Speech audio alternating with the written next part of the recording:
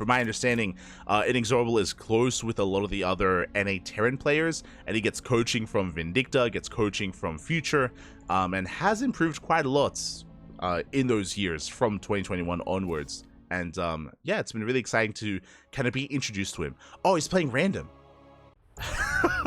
Oh, I see. Okay. But yeah, it's really exciting to be introduced to a player that I was unfamiliar with, to a bit of a newer face to the scene that's been actually looking quite good. Been looking quite solid, and here we go. Spawning in the bottom left-hand corner of Crimson Court, we have our Brazilian Terran player, the Yellow Terran, representing the Platinum Heroes. It is INexorable. And I don't know what they said. I'm not. It's spawning in the top right-hand corner. We have maybe he told him his race. Oh, we have the Brazilian Protoss player. I say Protoss. He picked random, by the way. Oh, he told him he misclicked. Oh no. He is a random player rolling Protoss from the land of Brazil, representing Team Hellfire. It is Sefirofe. I'm pretty sure he used to main Terran. I'm pretty, like, in my mind, Terran was locked in, but playing random this time, playing random. For those who are unfamiliar with Sefirofe, he is an ex-caster. There used to be a lot of Brazilian casters out there in years gone by. Casters like Sefirofe, for example, casters like Vizintin. Vizintin's another big one. There's another that I'm thinking of that's like on the tip of my tongue. Not Cosmos, of course, as well. Cosmos has been around forever. He's been the Brazilian caster for a long time. Gustavo's another one. A lot of them have since moved on, but that's why I was really excited to see Sefirofe once again. He's an ex-Brazilian caster and, you know, has since kind of disappeared from the scene and has since returned to play in these tournaments. So really cool to see. Meanwhile, Sefirofe is popping up. Let's go. We're going to be popping off here. We had a shaky start with the pylon placement, but we are going for the proxy out of the map. I did it again. I said we. I'm kidding. He's a fellow caster. I have to cheer for my boy. It's ex-caster, man.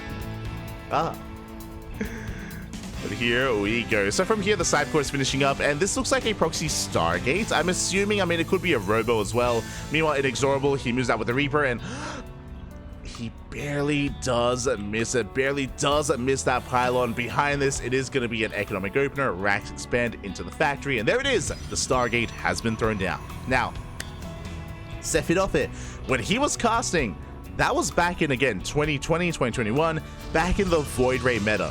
If you're an old school viewer in the chat, you would know that proxy Void Ray was a thing back in the day, and it kind of returned a little bit in modern StarCraft.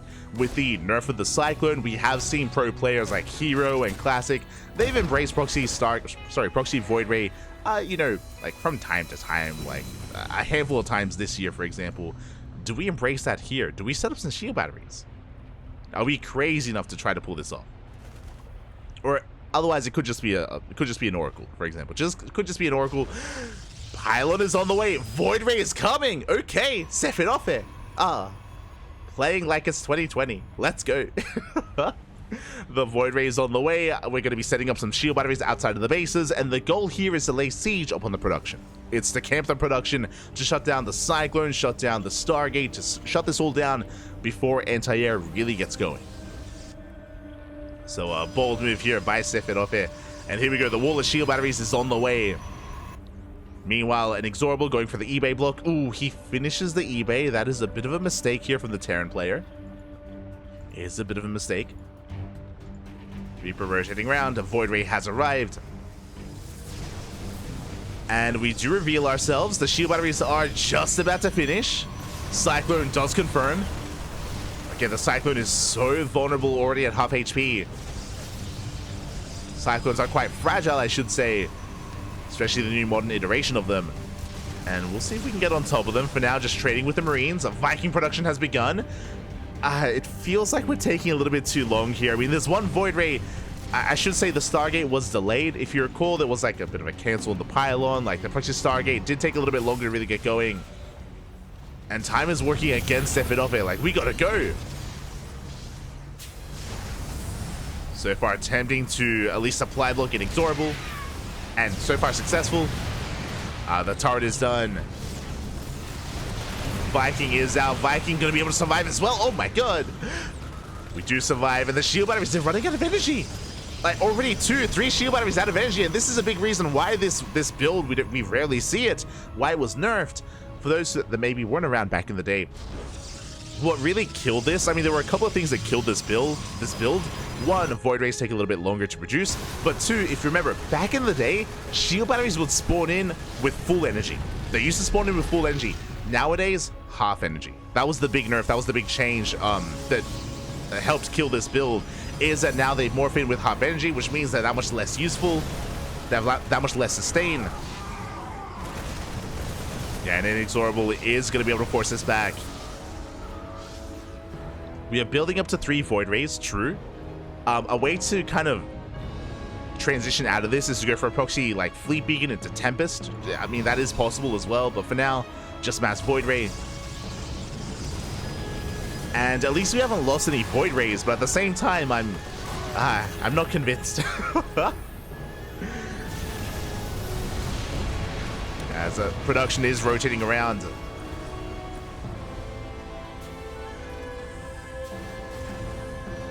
And Sefirofe are unable to really break through. Nexus? He's crazy. Let's go. So the Nexus does allow us to have an overcharge. Overcharge is going to be available offensively. True. Oh, we get a Viking. Okay. Not bad. We get one Viking. Ooh. Do get one Viking. Lock-ons will zone away the Void Rays. And again, behind this, working on Stim, +1. More Vikings. We're getting into reactor Viking production. Which is exactly what you want here in this position. Oh my god, and there's just so much DPS here. We almost get the Void Ray. One Cyclone goes down. And we're within range of the Nexus. No! The Nexus is under fire, and I appreciate, you know, trying to go for that offensive overcharge, but it looks like it's not really going to come into play. Again, this is taking just a little bit too long. A lot too long. As Void Rays, they try to engage, they're going to be zoned away once again. INexorable still playing this out safely. Does, oh, almost get a Void Ray. They're so low. They're so battered, so bruised, deep in the red, multiple of them. And that Nexus, it finishes. We have an overcharge. We pop it off. Overcharge is pop. We're trying to break through. It's being wasted on the attempt. Void Rays are going down left and right. No manual targeting with the overcharge, and yeah, with that, we're going to break through. We shut down the main army. GG gets called, and INexorable will take game number 1. GG. Will take the first game, but that was a spicy build, I will say. I appreciate what Sefirofe was attempting. For those that are curious, this build did, in the meta, make a return, specifically if you recall at the start of the year. If you remember, there was initially there was the buff to the Cyclone. There was a buff to the Cyclone, and it was disgusting, where players are massing Cyclone in like almost every single matchup. And if you remember, this was back in, I think, March. Was it post IM Katowice? I think so. I think it was. I think it was post IM Katowice. There was a patch which did nerf the Cyclone, and when that did occur, that's when players like Hero and Classic and these top Protosses were experimenting, and they did use this build, and it actually worked a couple of times. We saw it a little bit in WTL, we saw a little bit of it in these online weeklies, and it did make a slight return just because Cyclones were a little bit weaker, so it made the defense against Proxy Void Ray a little bit more difficult, and we saw it, you know, kind of have a little bit of success. It was okay, and then it died off again, just because basically Terran players adapted and they learned to defend without essentially relying on the Cyclone. Basically, the way that you would approach this is that you would prioritize your eBay first for the missile turrets, you'd prioritize your starport for the Vikings, make sure you get reactored Vikings up and running, and then you shut it down. And eventually Terrans learned. They learned how to defend with the new kind of nerf Cyclone, and the build died off. But I appreciate that, you know, Sefirofe, he tried a variation of it again. I appreciate it. Yeah. And now we're getting into our next game. Getting into game 2, INexorable does take a lead. As a reminder, Sefirofe is playing random, and in game 1 he did roll Protoss. Here in game 2, What do we have? What do you have for us? Camera looks weird. Oh. My apologies. Hold on. The camera. What's weird? What's it's my regular camera. Maybe it was just a little bit darker, maybe. Okay. Anyway, jumping into game 2 and spawning in the bottom left-hand corner of Alkion, we have our Brazilian Terran player, the Yellow Terran, representing the Platinum Heroes, leading the series 1-0. It is INexorable. And spawning in the top right-hand corner, we have his opponent. We have the blue Terran player from the land of Brazil. I say Terran. Random player rolling Terran this time. We're here in a TVT. It is Sefirofe.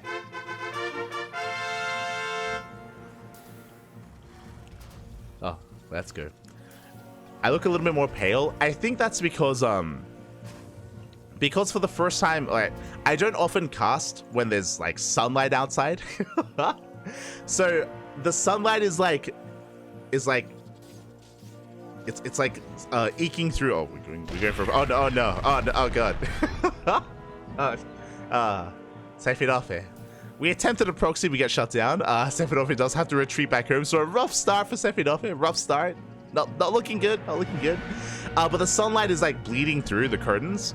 And because of that, I think my lights aren't as. Maybe I should turn down the lights. Okay. Hold on. What if I do this?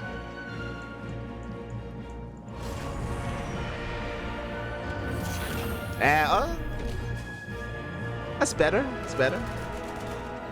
It's better. Basically, my lighting is messed up because of the sun. The sun is out, and it's ruining my lighting. I think this is better. Yeah, maybe. Anyway. Jumping in. We are jumping in again. The proxy is shut down. Just catching up with the chat. It's what I look like in the light. It's what I look like when I have lights like blasting my every angle. Oh god. You're the best, Mr. Duckling. Oh, thank you.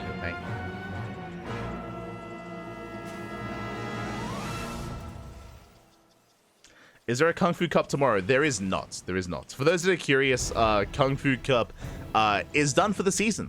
Kung Fu Cup, we only had 11 of them, 11 Kung Fu Cups. So Kung Fu Cup has wrapped up for the season of WTL. So this week there's no Kung Fu Cup, and World Team League will return next week for the playoffs. Next week the playoffs of WTL are upon us. But for the time being, there's no more Kung Fu Cups for the year. But there are murmurings that there will be a second or there will be another season of WTL. And if there is another season, then Kung Fu Cup will return with World Team League. So just as a heads up, Kung Fu Cup is not a weekly tournament. Technically is a weekly seasonal tournament because it only comes with the season of WTL. So just as a heads up. For now though, let's wind it back to our game. I'm a little bit lost. We had a failed proxy early on. We have INexorable getting into his 1-1-1. Meanwhile, across the map, Sefirofe is going into his own 1-1-1 of choice. In a really interesting production pattern. Okay. Because of how the Rax, Factory, and Starport are spread out, we can't go for add-on swaps, which is kind of weird. So we can't be too efficient here with going for like a reactor into add-on swap or vice versa with Tech Labs. Interesting setup here from Sefirofe. I'm gonna look away from the main base. Fusion core. Wait, what? he's rushing into a fusion core. He's crazy. Okay. Wait. We don't have room for a Tech Lab. Yep, there we go. I was a little bit confused. I was like, we can't fit it in. We can't. So we're gonna have to maneuver the sim. Again, the Sim City is not ideal, but we're getting there. We're getting there. It's okay. Rushing towards BCs.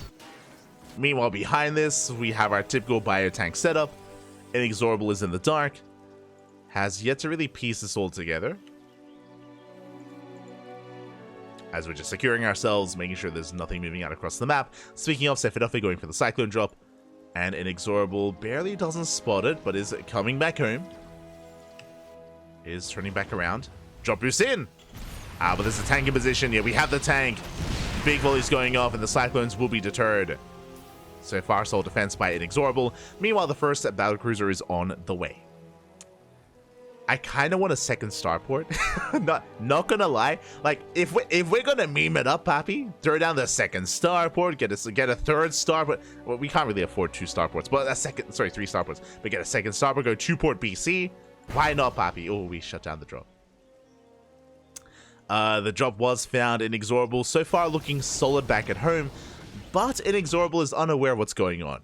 BCs are on the way. Yamato's being researched as well. Sefirofe is taking us for a wild ride. Unfortunately, INexorable is going for a push, and we have very little to defend. This is the army. No bunker, no defensive setup. We have some vanilla Marines, and we're about to have 1 tank, but the tank is halfway done.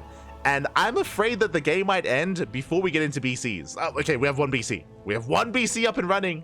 It's operational. It's here. And now you can end the game. Oh god, there's just nothing. There's nothing here. No. BC's moving out at the same time. We hit the natural. We have to evacuate. We have to pull away. Yeah, we deny mining here at the natural base. The BC does not turn around. Sefirofe, unflinching, unwavering. He sees your army. He doesn't care. As we do teleport right into the main base, SCVs are going down. We're getting some SCV kills. Tank is going to fall. INexorable busting into the main. And we're going for a base trade, kind of. We have 1 BC against a Terran army. Let's go. We get the Viking. Yamato is done. Ooh, SCVs are going down. We deny the turrets. We try to at least. We barely do. Oh my god. Okay, the turret does finish up just in time. We barely do get it. We get out of range. The Yamato. Oh my god, the turret survives the Yamato. That's crazy. And at the same time, we're busting into the main. A second BC arrives. We have another Yamato. Where there is no stim, we're getting all the Marines. Wait, no shot. We're getting all the Marines. We're killing everything. We get it. Oh my god, we get the tanks, we get the Marines, we defend back at home. Meanwhile, across the map, the BC is still wreaking havoc. Can we win the game with 2 BCs? No shot. No shot. Can we do this? This is what I'm worried about, though. The main base. In the main base, we are banking on Marines. Marines are banking up. This 1 BC needs help. We need a second BC. We need... Oh, the mule! We're going for the repairs. And we barely will repair as well. We shut down every single Marine. Auto Shark gets thrown down. More Marines coming in. The BC's getting very low. No! Oh my god. Big overextension. BC goes down. Mate, if we had 2 BCs, we might end the game. We might have been able to end the game with 2 battlecruisers. But alas, we didn't get across the map. And we don't have another BC on the way. Oh my god, that was so close. Like, we had dealt so much damage. INexorable is down to the same worker count as Sefirofe. Economies are even. But we're building up more Vikings, more Marines. Sefirofe had momentum, but that momentum is slowly petering out. As we're moving out across the map with everything we have, just 1 tank, 1 BC. That's all we have left. And we can maybe deny mining at the 3rd for a time.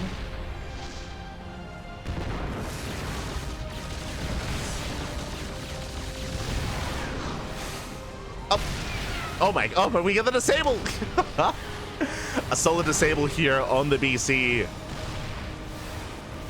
And there we go. We shut down the battlecruiser. We shut down the tank. GG gets called, and INexorable will take the series 2-0.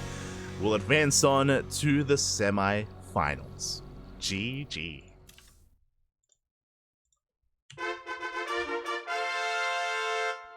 The hell did we just watch? What? What just happened? That was beautiful. Honestly, there's a world. I can see a world where if that first battlecruiser was reinforced by the second, if you remember, that second BC had teleport. It had teleport available. And if we did teleport across the map a little bit earlier or at all, if we were able to reinforce, then suddenly both BCs survives. We camp the production. We shut down all the Marines. We shut down the Raven. We camp the starport. Vikings don't build up. And maybe we win the game.